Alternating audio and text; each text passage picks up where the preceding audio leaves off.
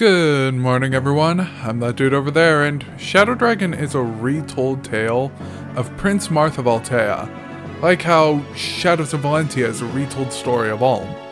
The major difference between these two is that Valentia looks great, and Shadow Dragon looks very chunky and like someone sat on it. So in my next Fire Emblem playthrough, I decided to see if it was possible to beat Shadow Dragon with 5 units. Again, I'm sure someone was able to complete this game by soloing it with Marth or another random unit, but for someone like me who sucks at the game, I decided this was the closest I'll ever get. So, if you would entertain me in this thought experiment, please stick around and watch Marth and his adventure to kill as many people as humanly possible. So let's start with discussing our 5 units. Marth is our first of 5, obviously, because main lord, duh. Marth can't promote, gains 10 less levels compared to everyone else, and cannot reclass into any other class. However, since a majority, if not all the maps are siege maps, he is the only person who can visit villages, and he is the only one who can wield falchion. Marth is on the team. From there are no other mandatory units, so the rest of our team can be of our own design. So first, I chose Sheeta. Not Sheeta. She's the first flyer you come across with great speed and skill. She comes with a personal weapon, the Winged Spear, which is just a rapier for Sheeta.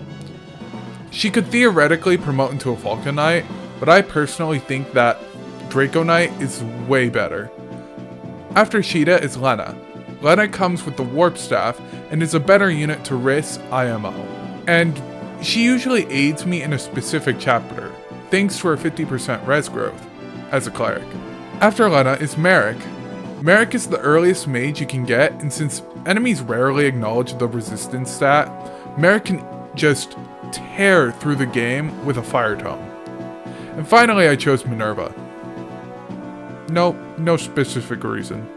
I just think Minerva is really cool, and the fact that she comes with Hot Claire is great. Even though I'm a hoarder of legendary weapons, and this run really shows that off. Prologue. So the prologue is pretty simple, as it follows young Marth as he loses his home, his family, and his kingdom. Normally, I would talk about each prologue chapter individually, but Marth pretty much just destroys everything. Interesting fact though, during the map where you can recruit Gordon from the enemy, a legion of enemy generals are supposed to come to force Marth to sacrifice one of his friends, just to get away. See, the enemies are way too strong for you to face off against them, at least at this level, so sacrificing someone is pretty much mandatory. But if you kill Gordon, the option never comes up. Neat. Anyways, by the end of the prologue, Marth hits level 10 and is a third of the way complete to maxing out his level. Chapter 1. We recruit Sheeta, not Sheeta, and use this chapter to level her up. Bosses in Shadow Dragon occasionally fail to have a ranged option, so we spend a massive amount of time having Sheeta, not Sheeta, grind levels by throwing a javelin at him. We don't have people getting killed off yet since they are still carrying weapons. I want to conserve my weapons, and any weapons we don't have to spend money on are always better than using gold. At least in my opinion. Chapter 2. In Chapter 2, we suffer our first reset. And for once, it's not my fault. It was actually because someone decided to recruit himself and then attack someone on their turn. On my second attempt, we have Marth willingly kill off Daros before clearing the map with him and Sheeta, not Sheeta. The boss has a hand axe, and rather than clear the map immediately, we use Marth and Sheeta as dummies for him to burn his hand axe on before stealing more levels for Sheeta, not Sheeta. Oh, and we also kill off Castor, but to be fair, considering his backstory, this was a blessing in disguise. Chapter 3. This chapter, we recruit Lena and spend time leveling her up, while the boss uses his hand axe to kill off more heroes. After everyone is dead, we use the rest of the time to level Marth up, to level 14, and Sheeta, not Sheeta, I get it! to level 14. Chapter 4. So fun fact about Shadow Dragon, and maybe new mystery, I haven't checked, but you will never technically not have an army of 5 or fewer units. When your army falls below the deploy limit, Shadow Dragon will give you generic units to fill your barracks, and these generics carry equipment of their own, meaning so long as we get lucky, we'll never have to worry about filling the convoy ever again. This chapter we recruit Merrick, who is a bit squishy right now and needs kills to begin snowballing. Mathis, Lena's brother, is also here, but he has a stupid haircut. And while I may accept generics onto the team, I cannot accept someone who looks like this onto our team. Chapter 5. With a new stock of generics at our backs, we come across the Wolf Gang, or the Coyote Gang, led by our sequel's antagonist, Hardin.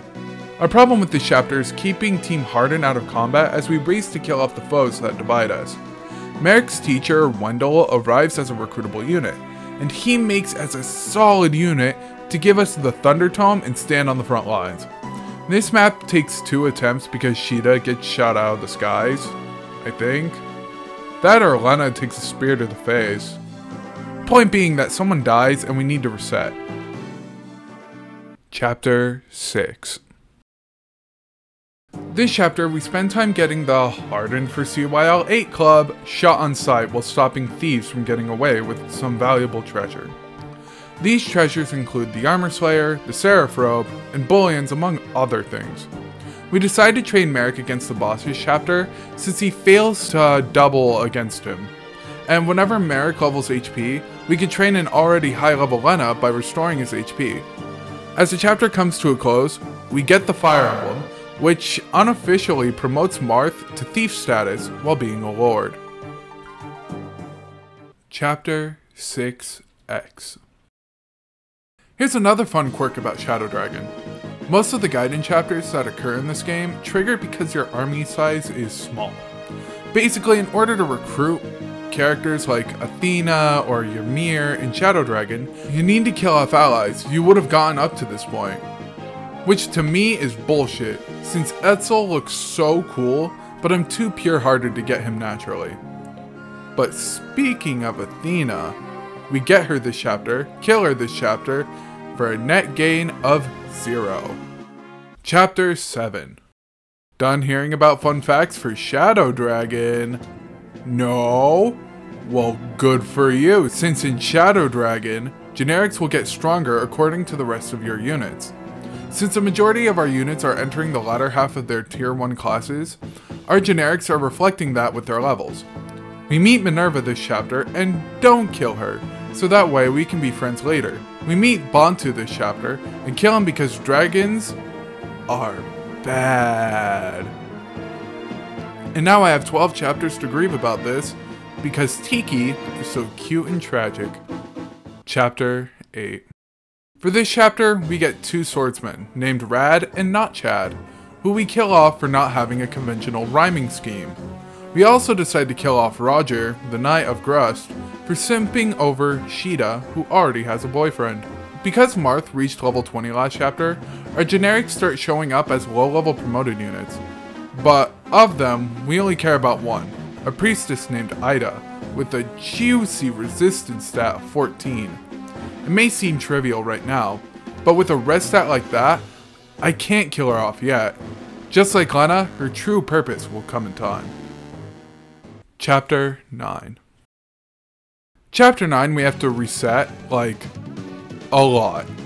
First there's a town to the upper corner of the map, which has George not... Normally, since the village doesn't give any valuables, it would be okay to leave it behind. But I wanted George to experience the pain everyone else had, and send him to the afterlife on my own terms. So the resets were from Lena and Merrick dying, or failing to get to the village before a thief comes to plunder the town. We get a goddess icon and a bullion's medium from the chests on the northern half of the map, but miss out on the Worm Slayer to a thief. I'm not mad, since our units are pretty stacked and won't die easily to dragons.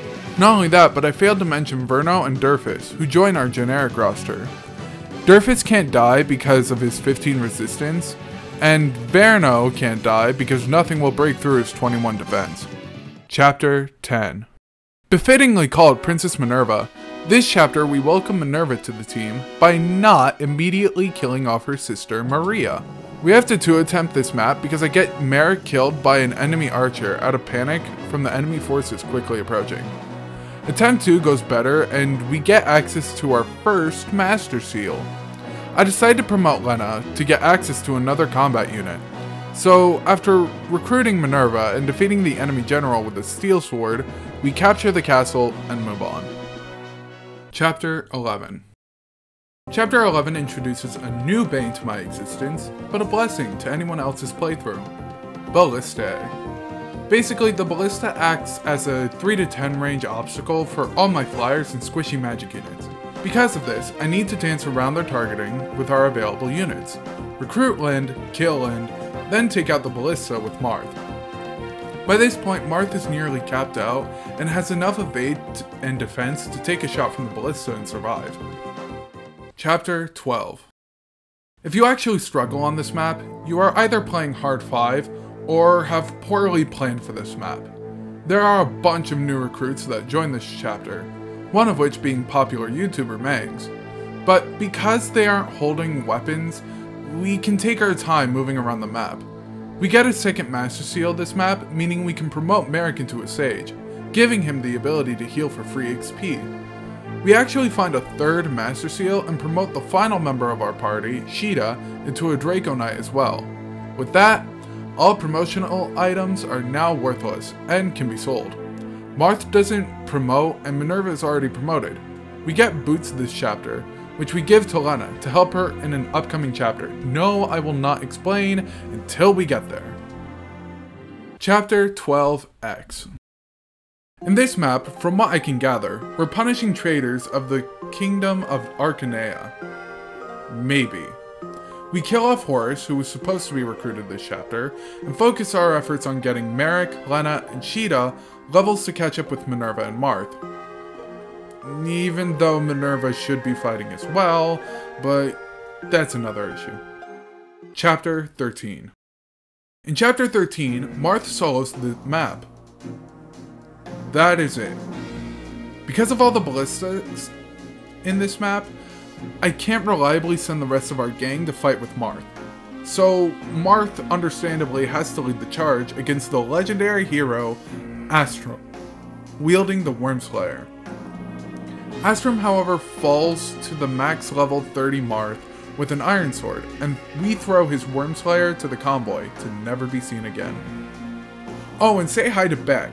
He'll be around for a few chapters, but that's because he's a ballista with good defense. Chapter 14. This chapter filled me with so much anxiety re-entering it because of how obnoxious it was to play in my attempts at Shadow Dragon before, and a new mystery. But we'll cross that bridge when we get there. This chapter was really funny as I warped Sheeta to the bottom of the map to kill off the thief before he could get access to the silver card or the bullions. I actually forgot about the village in this map and lost out on Thoron. But another funny moment was creating a choke point trying to kill off 2 generic generals who joined. I mentioned Verno before, but we got another one with 22 defense, named Anos. Overall, the map was easy and we moved on. Chapter 15. Alright, now I can explain why I need those generic mages with high res. So in this chapter we come across the magic desert town and go against Garnif with Imhulu. Garnif can't die here since we don't have Starlight, but if Garnif attacks us, we'll be demolished because of our horrible resistance. Yeah, Marth and enemies don't level up res in Archanea games. It's crazy. Lena and her division of mages have to protect us from Garnif, while Minerva and Sheeta have to work together to defend Lena and Merrick from Draco Knights. Eventually, Garnif gives up and retreats, and after giving Marth a talisman we find this chapter, we seize the castle and end the map. Chapter 16. For this chapter, we have a choice to recruit Samson or Aaron, while also being able to recruit Zane the Chameleon. See, Zane is unique in the fact that he can copy anyone all the way down to their portrait with their stats and weapon level. It's for these facts that I decide that they should all die. All except Zane, since we couldn't find him. See, if you recruit Samson, you lock the gates to the other village, where Aaron is, and vice versa with Aaron. To ensure both of them died, we had a thief destroy both villages, because if neither Samson or Aaron came out, then they presumably die, right? Anyway, the map was incredibly simple, and the only reason we didn't warp skip this chapter is because archers are still scary to our flyers. Chapter 17. Chapter 17 is famous for its appearance in the clearly superior game, Fire Emblem Engage. In fact, in a secret cutscene you can only trigger by deploying Marth only, you'll have a cutscene where Marth says it's engaging time, where he engages all over the place with his best friend Alir. No, but in all seriousness, the best part of this chapter was accessing the secret shop with the silver card to buy dragon effective weapons for the next couple chapters. Chapter 17X. For this Gaiden chapter, we have one reset as we fight against Etzel and all his... well, I wouldn't call them allies, nor compatriots. I guess I would call them his boss and people who blackmail him into this situation. I think that's the lore implications anyways. Listen, I stopped reading after the prologue, so I don't know. And I'll probably never get back here. Anyway, that reset was because Lena got hit by a sniper in a poor positioning stunt. But poor Etzel, man. Let his monocle find peace among the bloody halls. Chapter 18. This chapter is famous for its appearance in the hit mobile game Fire Emblem Heroes. Truly the epitome of Fire Emblem gameplay. They even improved on the gacha system introduced in this game, and added heroes that shouldn't even exist for this map. For this chapter, we have our meta-defying tanks, Athos and Verno, create a choke point in our attempt to get them killed, while Minerva and Sheeta chip away at mounted archers. Remember, it's not doing anything to wait for death. It is doing something to transform. It is doing something to attack. And it is doing something to counterattack. I mean, if I didn't treat it like this, I couldn't get anyone killed. Because they would be doing something. Dying! Chapter 19. Chapter 19 is actually important, since it will determine whether we get a Gaiden chapter later on, or get the true falchion with Starlight. So how do we ensure that we get Starlight? Simple. Warp Sheeta and Minerva around the map to kill all potential thieves passing by. There aren't any magical reinforcements to stop these two, and no physical unit can bypass their defenses to do major damage. But this proposes a problem. How do we get the items to create Starlight without a thief? Well, I actually planned ahead. I bought a shit ton of door keys a long while back, and had just enough to open all the doors in this chapter with a single key to spare. Since Marth is a thief with the Fire Emblem, he can open all the chests and obtain the Star Sphere and the Light Sphere. And by the way, if I really didn't want Falchion, I would still be fine since Star Sphere doesn't drain durability. But the biggest crime this chapter is killing Tiki. Kid really didn't deserve it since she was manipulated by Garneth. Nothing worse than killing this little kid. I say, as we kill off more little kids when we approach genealogy with 5 units. Chapter 20. For Chapter 20, we face off against General Camus and Lorenz. We give the Star Sphere to Sheeta and tell her to go off on the upper front of forces with her Wing Spear. Meanwhile, Lena, Merrick, and Marth work together to tackle the foes on the southern part of the map. Sheeta ends up killing Camus with the Wing Spear and gets Gradavis as a reward. But don't worry about Camus, because despite being dead, he's not actually dead. And with our 2 armies putting in the work, we kill Lawrence, who doesn't actually die, I think, and seize the castle.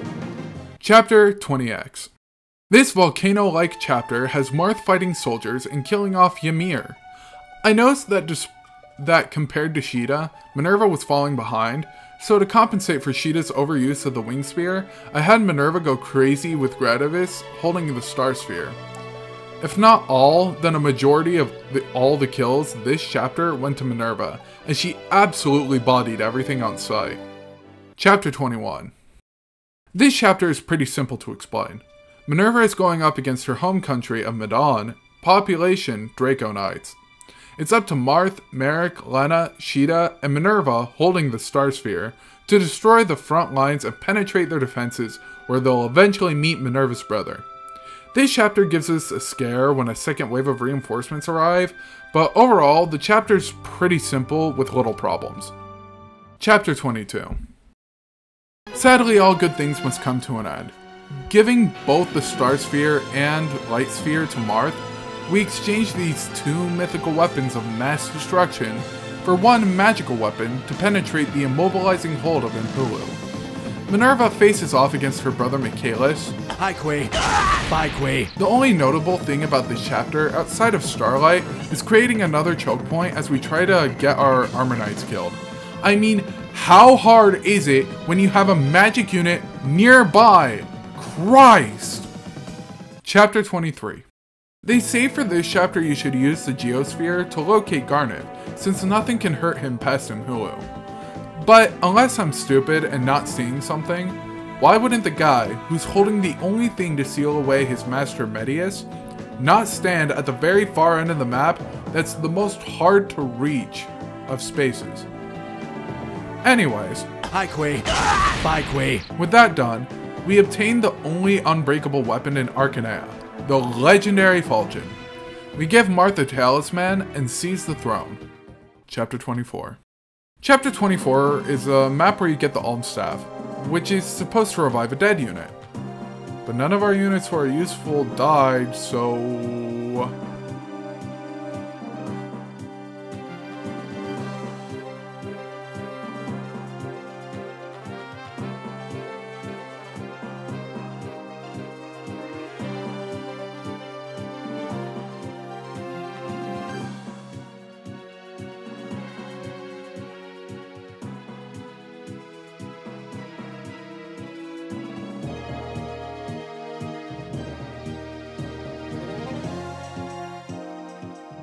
Endgame, chosen by fate.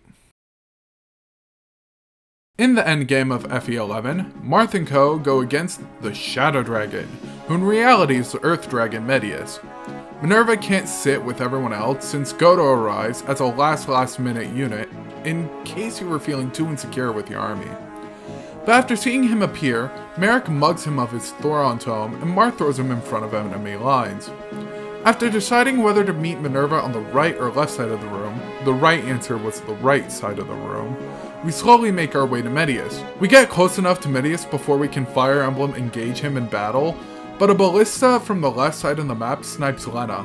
And like Radiant Dawn, I was too lazy to find another solution to clear the map with Lena alive, and decided to one-round Medius with Marth using Falchion. So how do I feel about this run and Shadow Dragon as a whole?